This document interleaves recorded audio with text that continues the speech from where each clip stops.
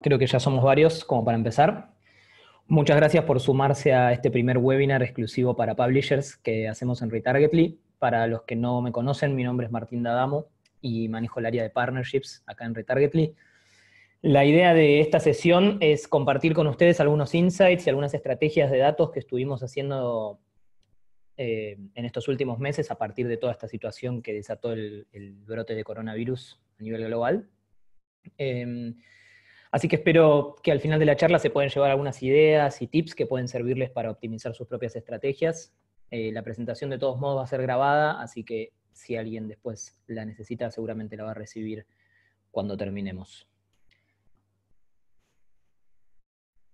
Lo otro que les comento es, si tienen alguna pregunta, la pueden hacer en la sección de preguntas de acá de Zoom y la revisamos al final, cuando terminemos, revisamos todas juntas. Bien, bueno, como un poco índice o introducción de la presentación, está estructurada en tres partes. La primera es un breve contexto, con algunos detalles sobre la crisis y por ahí sobre su efecto en la industria digital. Después armamos una parte de insights que tiene que ver con el trabajo que estuvimos haciendo más puntualmente en Retargetly, analizando data en este momento y cómo eso lo transmitimos al mercado. Y por último tenemos accionar, que en realidad tiene que ver con por ahí tips o consejos o sugerencias que podemos darles para sus propias estrategias, ¿no? En este momento que es tan particular. Bien, para empezar, ¿por qué esta crisis es distinta a cualquier otra? Qué pregunta, ¿no? Estamos a finales de junio y bueno, seguramente muchos ya nos creemos casi expertos en pandemia, en cuarentena, quizás antes nunca habíamos hablado ni siquiera del tema. Y en los medios ya se está empezando a hablar sobre las consecuencias y el impacto económico que va a tener el coronavirus. En Estados Unidos, por ejemplo, el desempleo en solo 8 semanas de cuarentena alcanzó a 30 millones de personas nuevas. Pasó de estar en un 4%, que era un número súper bueno que había alcanzado Estados Unidos, a un 17%, que es la tasa más alta desde 1929. En Argentina estamos con un tema de default sobre la deuda, estamos todavía renegociando, pero sabemos que esta situación obviamente no ayuda. En Brasil y en México ha habido ciertas crisis políticas un poco en torno a las decisiones que se fueron tomando y problemas internos. Y creo que esta no nos escapa a nadie. Todas las monedas de Latinoamérica se devaluaron con respecto al dólar en estos últimos meses. En Argentina por ahí estamos un poco más acostumbrados, pero digamos que en el resto de la región seguro que no. A nivel consumo, un poco las curvas se ve en algunos productos crecieron cuando empezaron las cuarentenas, probablemente por temas de quizás aprovisionarse de cosas, pero casi todas las industrias están, ya después de fines de marzo y principio de abril, están demostrando una baja, que seguramente tiene que ver con que hay mucha gente que obviamente disminuyó su capacidad de ingresos o su capacidad laboral. Y obviamente de todo esto deriva un gran cambio de paradigmas, que creo que ninguno de nosotros lo vivimos en nuestra corta o mediana vida. Por un lado, por ejemplo, si vamos a lo que es trabajo remoto, a fines de 2019 la estadística decía que menos de un 3% de los trabajadores en América trabajaban al menos la mitad de su semana de manera remota. Hoy ese número está cerca del 100% en los casos que se puede, y en el resto por ahí ni siquiera están trabajando, ¿no? Y es todos los días. En México, a principios de año, antes de la cuarentena, el 12% de los estudiantes solamente cruzaba de forma remota. Hoy lo mismo, cercano al 100%, al menos en los casos que se puede. Visa reportó 13 millones de tarjetavientes que compraron online por primera vez en su vida en abril de 2020 en América Latina. O sea, 13 millones que nunca habían hecho una transacción digital con su tarjeta de crédito. Probablemente nuestros padres deben estar en ese grupo. Y después, obviamente, convivencias obligadas que traen diferentes consecuencias. Antes eran algunas horas del día, ahora convivimos con nuestras parejas, nuestros hijos u otros familiares o mascotas todo el día, y esto trae seguramente ciertas situaciones, ustedes lo sabrán. Nuevo vocabulario cotidiano, hay palabras que nunca habíamos usado: cuarentena, barbijo, pandemia, virus, aislamiento social, aplanar la curva. ¿Alguien se acuerda de haberlas usado el año pasado, por lo menos? Seguramente que no. Y lo que se llama nueva normalidad, ¿no? Es decir, volvemos a nuestra vida cotidiana de a poco, pero con un montón de cosas que antes no pasaban. Usamos tapabocas, hacemos fila para entrar al supermercado porque pueden entrar pocas personas, hacemos un montón de actividades de forma remota, incluso consultas médicas, trabajamos en nuestras casas si podemos, o estudiamos, etc. Y digamos que a nivel macro, esto trae consecuencias económicas, ya las estamos viendo y seguramente las seguiremos viendo el resto del año y quién sabe por ahí el año que viene también. Consecuencias sanitarias, porque obviamente los sistemas de salud no estaban preparados para un brote de este tipo y la falta de insumos o cambios de terapia intensiva ya se está haciendo notar, en algunos países ya ocurrió y en otros está cerca de pasar. Y consecuencias psicológicas, que quizás es de lo que menos se habla, pero bueno, yo soy hijo de psicólogos y lo que les puedo asegurar es que dentro del rubro están bastante preocupados por estas consecuencias y, digamos, si bien no es el foco hoy por hoy, se sabe que van a ser probablemente más importantes de lo que se cree, ¿no? Y si vamos un poquito a nuestra industria, lo que hice acá fue buscar algunos insights que fui encontrando de diferentes estudios sobre qué efectos está teniendo esta crisis, positivos y negativos, en la industria. Por un lado, algo curioso, pero bastante lógico, el consumo de medios gubernamentales está rompiendo récords en todos los países. Obviamente esto no tiene mucho que ver con ventas, pero sí tiene que ver con probablemente el hecho de que los permisos o regulaciones siempre pasan por estos sitios. Esto es de Chile, en Argentina muy similar la curva, y obviamente quizás muchas veces estos sitios no están preparados para este volumen de visitas y de operaciones diarias, ¿no? En lo que respecta a e-commerce, obviamente creció muchísimo en estos últimos meses. Seguramente todos, aunque ya lo hacíamos, compramos más cosas por Mercado Libre, por alguna plataforma de retail digital. En el caso puntual de Mercado Libre, registró 5 millones de nuevos compradores entre febrero y marzo. Y si lo vemos por país, la variación year over year es enorme. Y además, hacia fines de mayo se reportó, salió en casi todos los diarios, que su valuación de mercado superó los 40.000 millones de dólares. Es casi el doble de lo que valía un año antes. ¿Bien? Esos no la están pasando tan mal.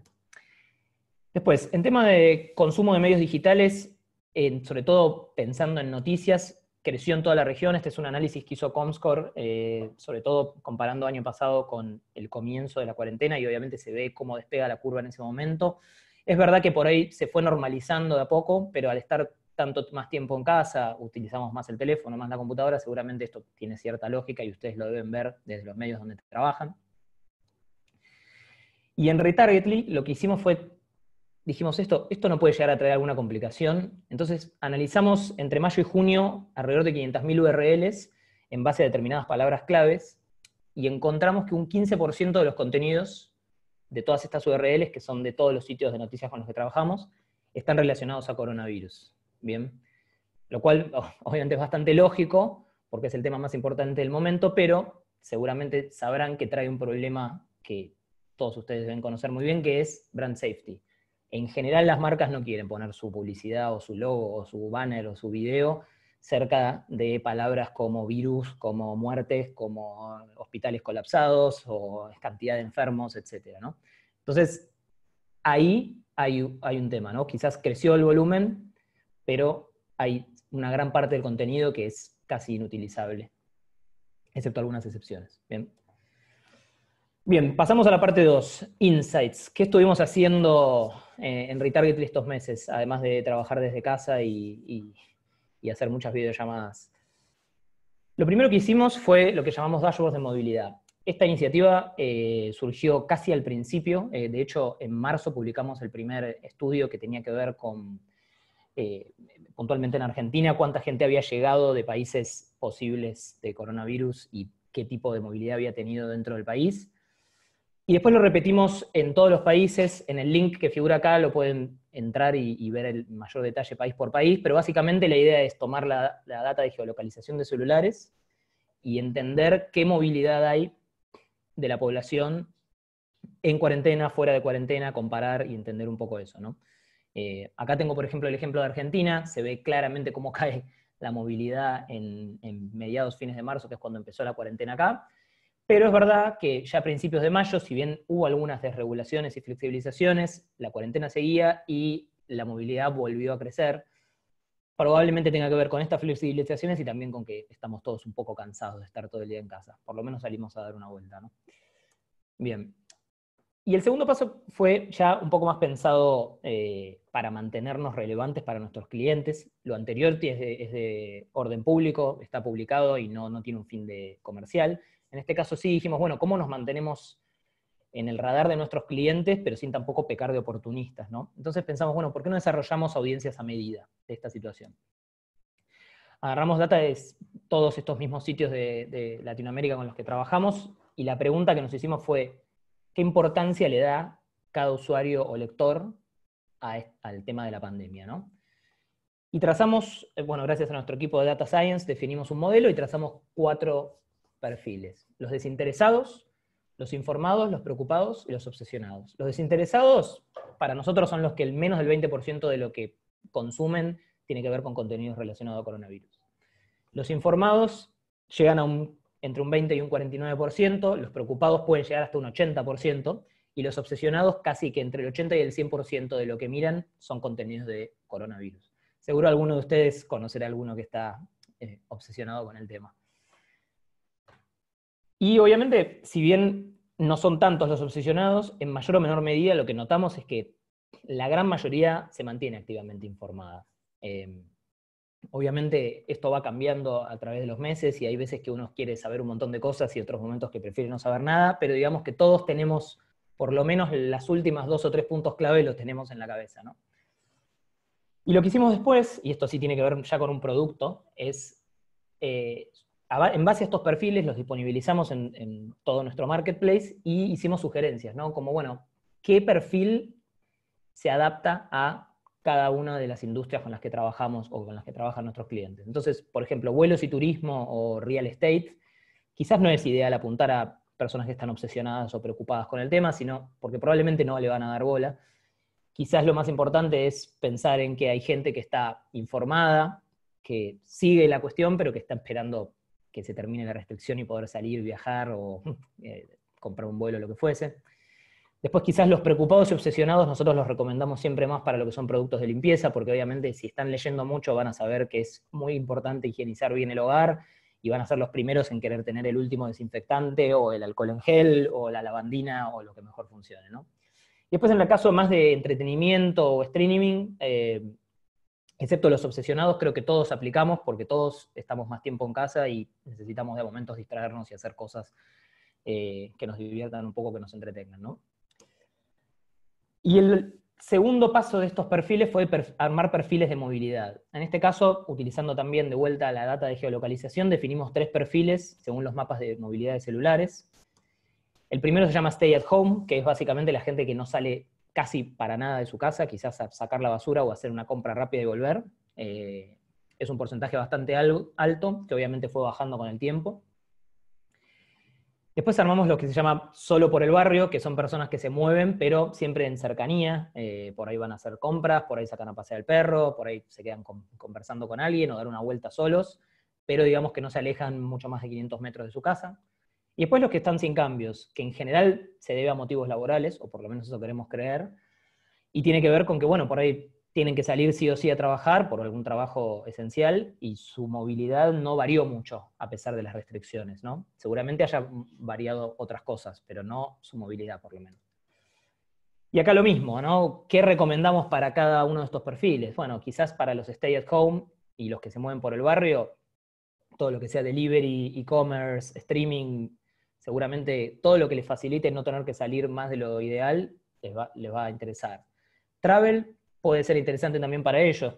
Seguramente muchos de nosotros estamos diciendo, bueno, espero que se termine ya esto, así podemos viajar a algún lado, ya aunque fuese a una ciudad a 1 hora de acá, ¿no?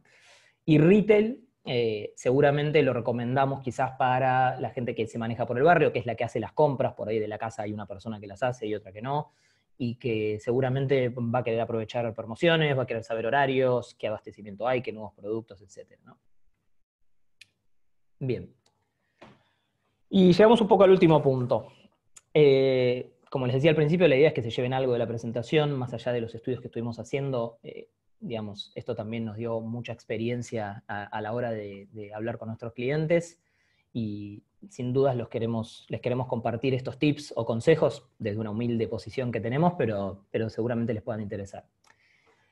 El primero, comprende a tu audiencia. Sé que parece obvio, pero me gustaba la idea de remarcarlo. La audiencia que tenías a principio de año no es la misma. Y cuanto más sepas sobre ellos, mejor los vas a poder entender y más valor le vas a poder ofrecer a tus clientes. Pero está claro que ninguno de nosotros es el mismo que era en enero, ni tiene los mismos planes, ni las mismas preocupaciones. Entonces es importante entender esta parte, ¿no? El número 2 es demostrar conocimiento y proactividad. A ver, está claro que a todos nos agarró desprevenidos, nadie tenía un plan de contingencia en base a pandemias, o por lo menos en la industria digital seguro que nadie. Marcas, medios, clientes, empresas de tecnología, todos de golpe tuvimos que ver qué hacíamos. Pero es verdad también que ya pasaron varios meses y nos estamos acomodando, tanto en lo personal como en lo laboral. Estamos trabajando mejor desde casa, ya tenemos herramientas, y bueno, el mundo sigue y obviamente es clave que tus clientes perciban que no te quedaste de brazos cruzados esperando a que todo vuelva a ser como era en enero o en febrero, sino que a pesar de estar trabajando desde casa, podés mantener el mismo servicio, tenés productos nuevos, tenés ideas nuevas en torno a esto nuevo, ¿no? Por otro lado, y muy relacionado con lo anterior, barajar y dar de nuevo. Ya no sirve pensar en el pitch que teníamos comercial por ahí en enero o en febrero con un mundo totalmente distinto, y las soluciones que tenemos que ofrecer tienen que adaptarse al aquí y ahora, ¿no? Entonces es clave que eso se muestre cuando estamos en contacto con nuestros clientes, o por lo menos es la forma en la que nosotros intentamos diferenciarnos, ¿no? Número 4, apostar a la credibilidad. Esto va muy apuntado más a los medios, incluso más que a nosotros, y tiene que ver con, no necesariamente solo con el coronavirus, sino también con un montón de situaciones que se están dando con respecto a lo que es contenido de redes sociales o generados por usuarios. La mayoría de ustedes trabajan en medios que tienen contenidos profesionales y esa credibilidad y ese profesionalismo es clave que lo hagan valer en su estrategia. Seguramente habrán leído en las noticias o en LinkedIn que hay muchas compañías que están retirando pauta, por ejemplo, de Facebook por noticias falsas o por contenidos de odio o racista o lo que sea. Y claramente ustedes, que son los que tienen contenido profesional y chequeado, son los que pueden tomar una parte de esa inversión que se está yendo de Facebook, ¿no? Y el último consejo, hace un rato hablábamos de brand safety, y es verdad que hay un montón de contenido relacionado a coronavirus que seguramente no sea el más agradable para las marcas. Incluso hay plataformas que bloquean directamente ciertas palabras clave, con lo cual no se puede pautar. Pero para nosotros una muy buena forma de accionar acá es apalancarse desde las audiencias. Si nosotros entendemos, o si ustedes entienden qué pasa en la cabeza de su público, cómo cambiaron en estos últimos meses, qué intereses o preocupaciones diferentes tienen, es mucho más probable que puedan ofrecer una solución o una estrategia de comunicación que se adapte a esto sin la necesidad de que las marcas pongan en riesgo su logo o su anuncio en lugares o momentos que no corresponden. Bien. Esos son los 5 consejos o tips que tengo. Y por último también es cómo los podemos ayudar nosotros, más allá de este webinar y de seguramente muchos otros que haremos en estos próximos meses. A mí, a priori, se me ocurren 3 lugares desde donde hoy podemos ayudar. El primero es desde la tecnología. Como bien saben, tenemos un DMP que desarrollamos 100% in-house. En el caso de que no tengan una herramienta de este tipo, puede ser que sea la herramienta que necesiten para entender mejor a sus audiencias y aplicar nuevas estrategias.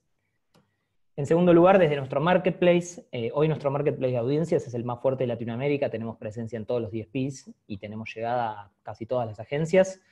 Si están interesados en generar una línea de revenue nueva a través de la monetización de data, pueden contar con nosotros, esto es independiente además del DMP.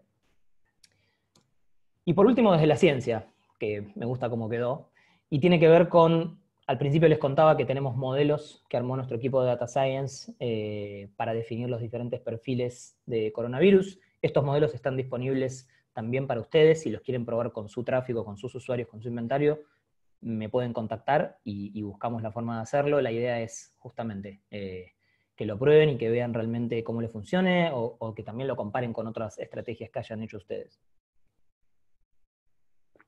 Bien, voy a revisar si hay alguna pregunta. No, creo que no. A ver. Si alguien tiene alguna pregunta, la puede escribir ahora en la sección de preguntas. Y si no, sepan que webinar va a estar grabado y se los voy a estar enviando probablemente hoy o mañana.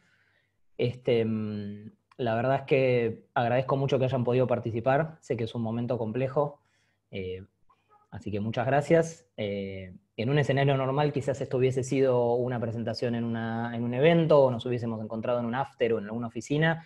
Hoy estamos acá en casa, yo me estoy tomando un té, pero me puse una camisa, creo que por primera vez en 2 o 3 meses. Y seguramente ustedes también, pero creo que es bueno que sigamos en contacto y que sigamos enriqueciéndonos entre nosotros como industria.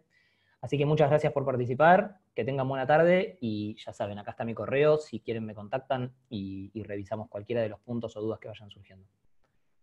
A ver, ahí apareció una pregunta. Perdón, justo.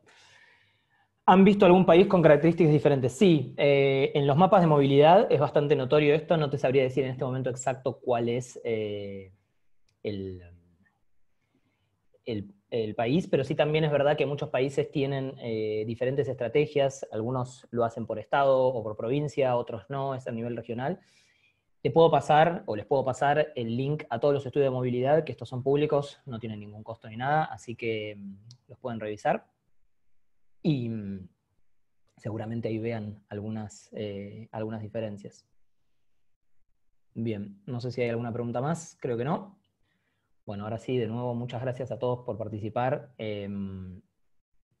Seguramente estaremos haciendo más de estos encuentros, dado que no podemos vernos cara a cara. Así que gracias y los espero la próxima. Hasta luego.